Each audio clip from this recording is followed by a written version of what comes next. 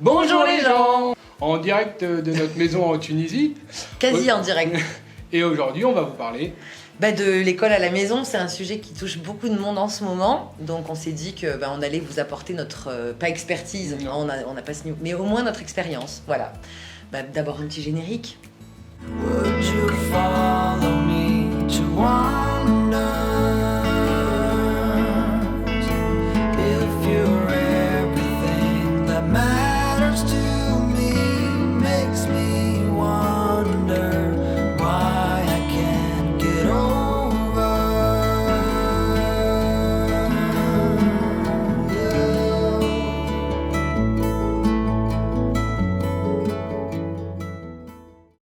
On vous fait notre deuxième vidéo depuis notre maison en Tunisie. Nous sommes confinés maintenant depuis 6 ou 7 jours. 6 jours, ouais. Voilà, puisque nous sommes dimanche.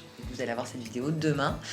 On voulait vous faire le tour de la maison, mais on n'a pas fini de s'installer. On est un peu lent. Pour ceux qui nous rejoignent par cette vidéo, on est une famille qui voyageons depuis 3 ans. On a 2 enfants de 9 et 7 ans. Ils sont partis, ils avaient 4 et 6 ans. Ouais. 4 ans et demi et 6 ans et demi pour être exact. Ça fait 3 ans que nous leur faisons l'instruction en famille. Voilà, donc on a fait le choix inévitable de faire l'instruction en famille, puisque pour voyager, effectivement, ils ne peuvent pas aller à l'école. Petite précision, en France, l'école n'est pas obligatoire, c'est l'instruction qui est obligatoire, donc on se doit d'enseigner des choses à ses enfants. Mais on ne voulait pas forcément vous parler aujourd'hui de l'instruction en voyage, mais plus de l'instruction en général, puisque au vu de l'actualité, vous êtes très nombreux, j'ai envie de dire quasiment tout le monde, à être confrontés au fait de devoir faire l'école à vos enfants.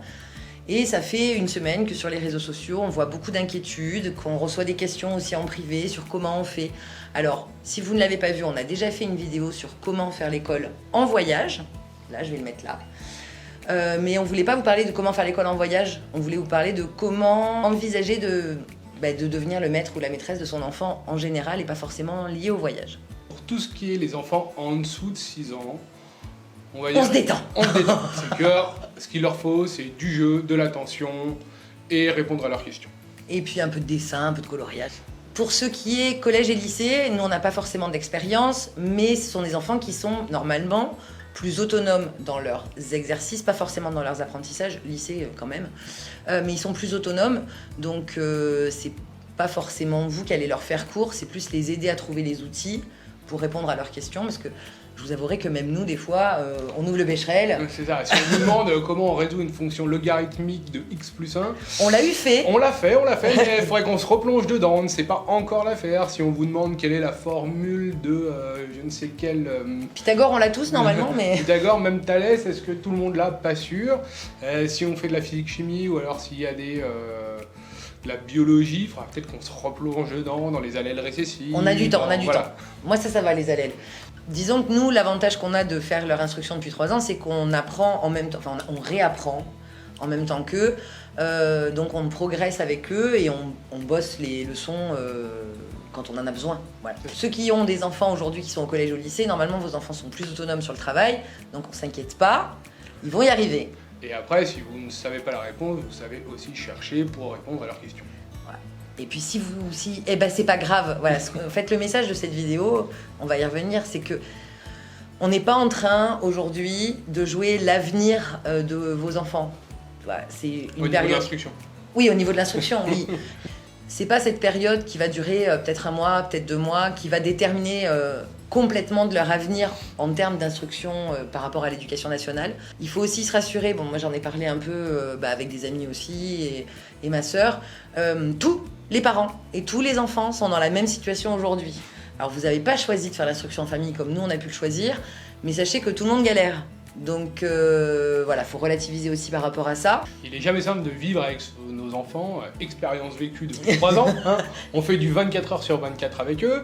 Non mais voilà, tu vas pas te plaindre là. Non, mais on l'a choisi. On l'a choisi. Alors c'est et la meilleure des choses et la pire des choses. C'est toujours ce qu'on dit, c'est que les enfants, on peut répondre à toutes leurs questions, on les voit grandir, on les instruit, on apprend des choses avec eux, ça les sociabilise. Enfin, durant notre voyage, là, en confinement, c'est plus compliqué. Mais il ne faut pas se mettre une pression de fou en se disant qu'il faut qu'ils fassent 6 heures de cours. Quand ils font 6 heures de cours, ils sont 30 par classe. Si votre enfant, il a des questions, des fois, il va lever la main, mais s'il y en a 10 qui lèvent la main, le cours, il peut pas se faire. Donc, Là, l'avantage, c'est que vous pouvez répondre, enfin essayer au moins de répondre à sa question, et c'est ça qui va faire la grosse différence et qui va vous permettre de dire, au final, en 1 heure ou 2 heures de cours par jour, c'est largement suffisant pour maintenir le niveau et apprendre des nouvelles choses. À côté de ces 1 heure ou 2, il va faire d'autres choses qu'on va vous présenter aussi, et qui sont aussi de l'instruction et qui sont aussi pour l'éveil et pour faire grandir l'enfant.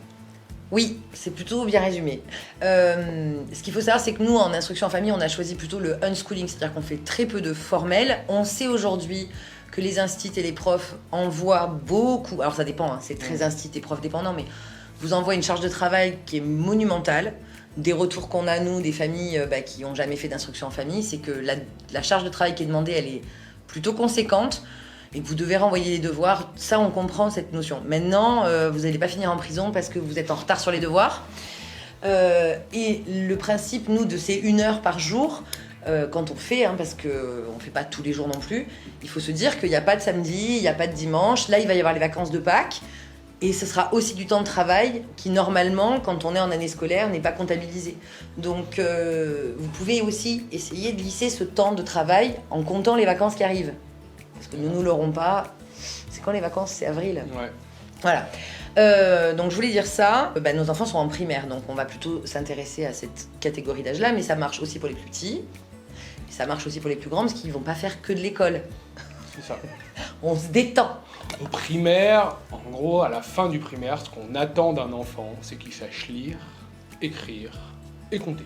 Et raisonner un peu quand même. Et faire des raisonnements, savoir Résoudre des problèmes, savoir ce qu'est le monde, avoir une frise chronologique de l'histoire. Mais si votre enfant sait lire, prend des livres, c'est comme faire l'école. Après, ce qu'on voulait dire aussi, c'est que c'est un grand changement pour nous tous, cette histoire de confinement, et aussi pour nos enfants. Donc là, nous, on est arrivés mardi dans la maison, vraiment, et on est en train de prendre nos marques, et on n'a pas refait de cours formels depuis qu'on est ici, parce que c'est un nouvel environnement pour nous. Alors ça, c'est un peu le cas particulier. Il faut que on prenne nos marques dans la maison, qu'on passe du temps avec eux. Et il y a aussi un stress lié à cette situation pour vous, si vous travaillez en télétravail, ou si vous ne pouvez pas travailler, ou si vous allez travailler quand même, ou comment faire. Et tous ces changements et tous ces bouleversements, vous avez moins de repères, je pense. Enfin, en tout cas, moi, je suis aussi en perte de repères, parce qu'on n'est plus dans notre maison roulante. Mais cette perte de repères, ils l'ont aussi. Donc... lâchons un peu de lest, peut-être, pour que tout ça se mette en place. On ne peut pas du jour au lendemain claquer des doigts, dire il n'y a plus école, maintenant c'est papa ou maman qui fait l'école, et puis c'est 6 heures par jour assis à une table. Enfin, il y a beaucoup de choses qui ont été bouleversées ces derniers temps, donc remettre les choses à l'essentiel, à savoir est-ce qu'il a envie de travailler ou pas. Et s'il ne travaille pas aujourd'hui, est-ce que je rentre en conflit et puis ça va cristalliser le maman ou papa a fait l'école et ça se passe pas très bien? Ou est-ce qu'on va y aller par étapes en se disant tiens, ce que j'aimerais aujourd'hui, c'est que tu me lises ton histoire préférée que tu as appris depuis l'école. On peut aussi inverser les rôles, de demander à l'enfant ce qu'il a envie de travailler ou ce qu'il a envie de vous montrer qu'il a appris à l'école déjà. Donc faire des révisions, c'est un super moyen de commencer. Vous savez, quand on avait commencé avec Daphné, on avait repris le CP. Ouais. Pour commencer avec des notions qu'elle connaissait déjà, plutôt que d'aller dans le dur, de faire des notions qu'elle n'avait jamais vues avec nous, on a fait des sortes de révisions, et avec Liam ça a été pareil. On révise un petit peu, on refait les phonèmes, on retravaille tout ça pour les mettre en confiance, pour nous aussi prendre confiance, et ensuite enclencher l'apprentissage. Mais du jour au lendemain, lundi matin, tu t'assieds, c'est 9h, on commence l'école. Et l'apprentissage, c'est pas uniquement... le formel, savoir lire, écrire, compter. L'apprentissage, c'est plein d'autres choses.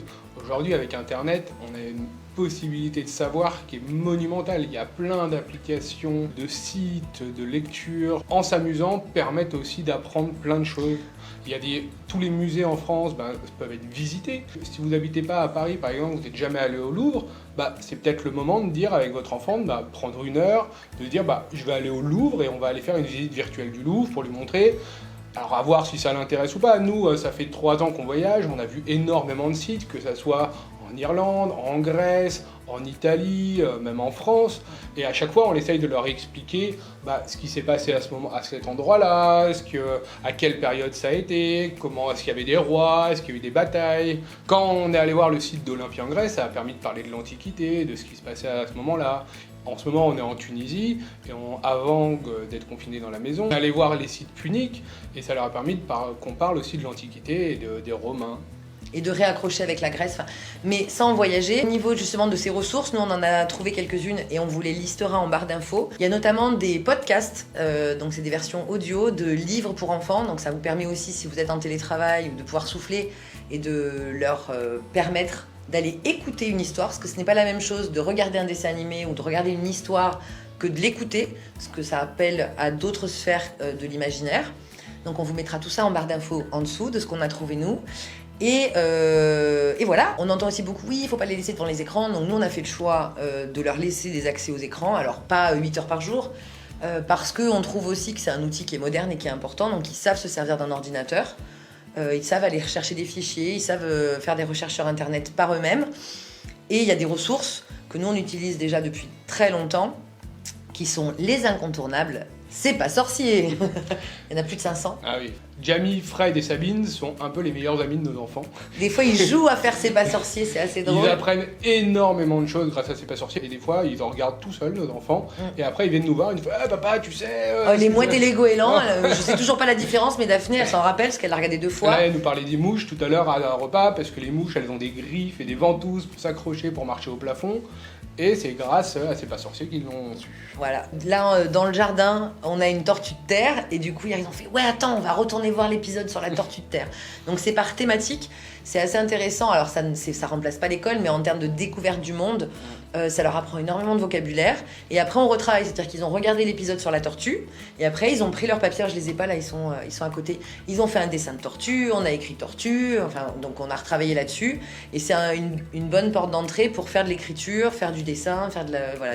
Et leur faire découvrir des choses qu'ils n'auraient pas forcément vues à l'école et que vous non plus, vous n'aviez pas forcément le temps de leur faire découvrir, que ce soit le soir ou le week-end. Donc c'est une belle occasion pour faire un peu différemment, même si vous avez des devoirs à rendre. Ça, on l'oublie pas, on le sait, c'est compliqué, mais négocier. Si ça doit durer, négocier. Voyez, enfin après chacun fait, mais voyez pour ça, parce que c'est d'autres sources pour travailler. En formel, on a quand même des choses, nous. Et c'est ce que vos enfants ont à l'école. Donc je parle pour le primaire, c'est les cahiers d'activité. Donc là, ça c'est le maths. C'est le maths de Daphné. Et ça, hop, ça c'est le maths de Liam. Et puis, bon, et après, on a toute la caisse qui est là, vous la voyez pas, mais on en a d'autres. Et ça, c'est le cahier de Daphné français. Et en complément de ça, alors je sais que ça va être compliqué, mais si vous, dans les supermarchés, il y a des librairies, n'hésitez pas. Il y a le bled français qui nous sert beaucoup, qui reprend tout le programme du primaire. Par thématique, pour savoir ce qu'est par exemple, attends, je voulais savoir. La consonne double. Le WS, le C ou le CCD, l'analyse des pronoms, voilà, parce qu'il y a des termes, nous on sait faire, mais on sait... Les groupements infinitifs, les verbes le du premier mot. déterminant du nom. Voilà, donc ça c'est une bonne base pour avoir le bon vocabulaire, pour pouvoir faire les exercices avec eux. Parce que nous on sait accorder participe passé de l'auxiliaire avoir avec le CO déplacé devant, mais on n'a pas forcément le terme technique. Voilà.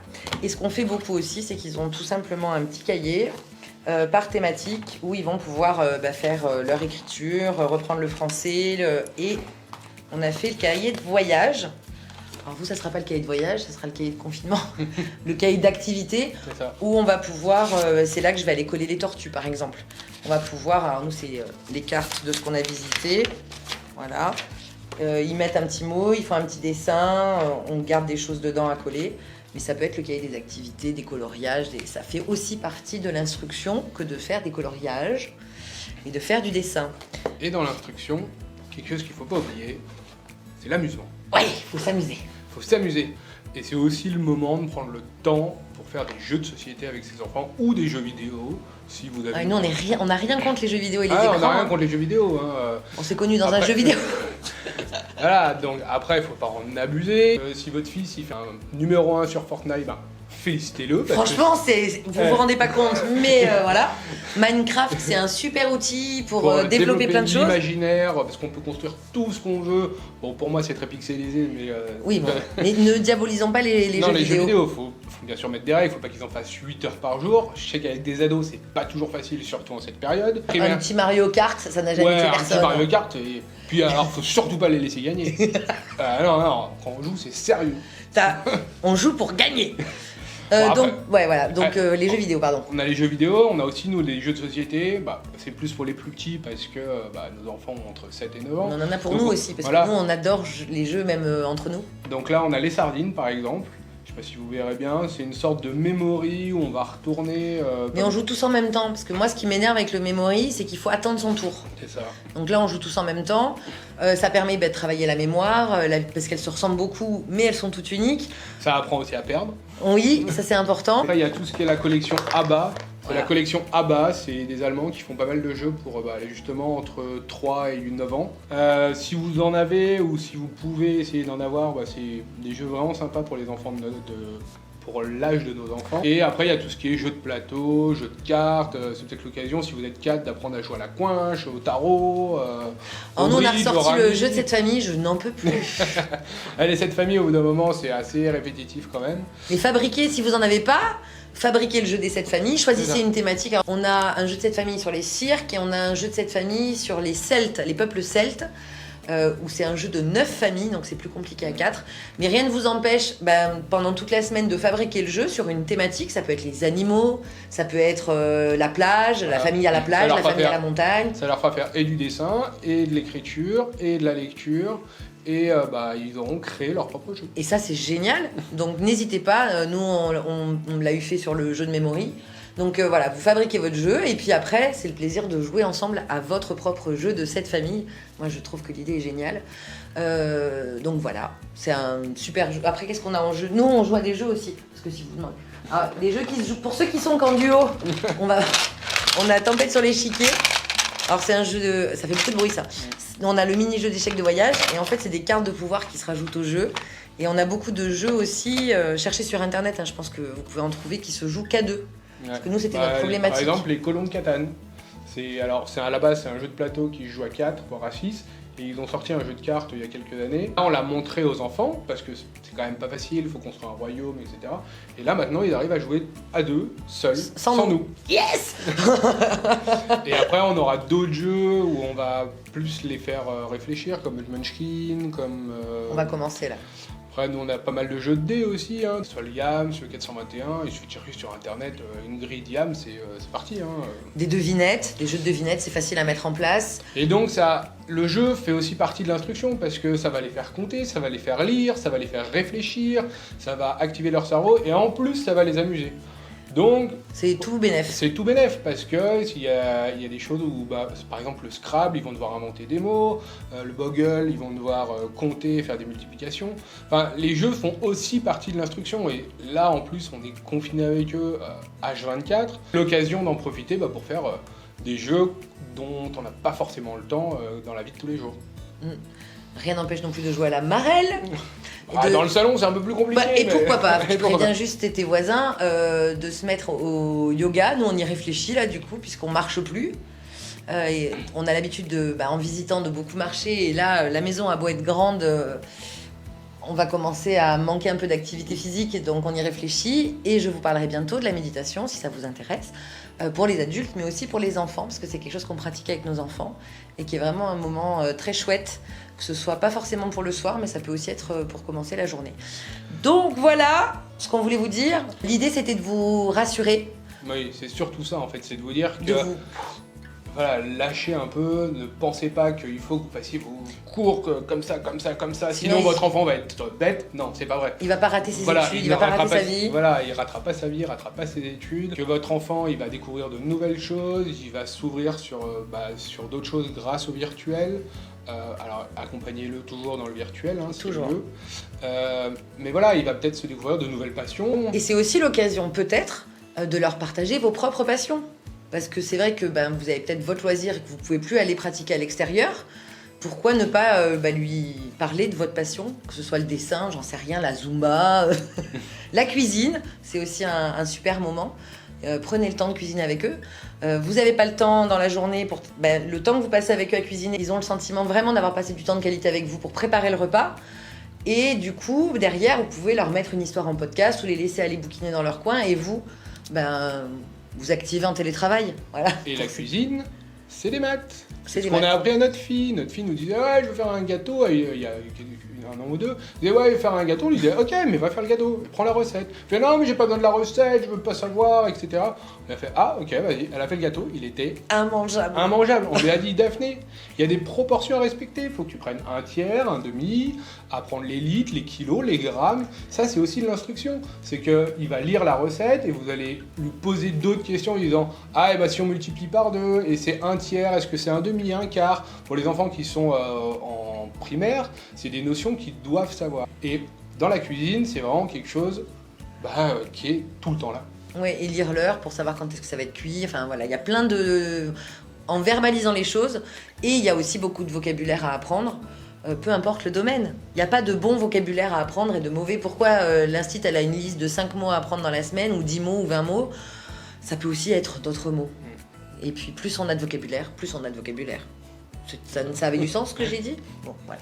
On va pas faire 2 heures là-dessus. En tout cas, on espère que cette vidéo vous a été utile et qu'elle va vous apprendre à... Lâcher un peu prise. Voilà, même si c'est pas forcément facile, on en a complètement conscience. Après, on n'a pas la vérité. Non. Chacun est différent, chaque enfant est différent. On vous donne notre expérience de nous, de 3 ans de famille, à vivre 24 heures sur 24 avec ses enfants. Et on les sent pas plus bêtes que les autres. Voilà, on espère que ça vous aura plu. Oui, si c'est le cas, Mettez des petits likes. oui, et puis on s'abonne. Bien sûr, on active la petite cloche et puis posez-nous toutes vos questions en commentaire.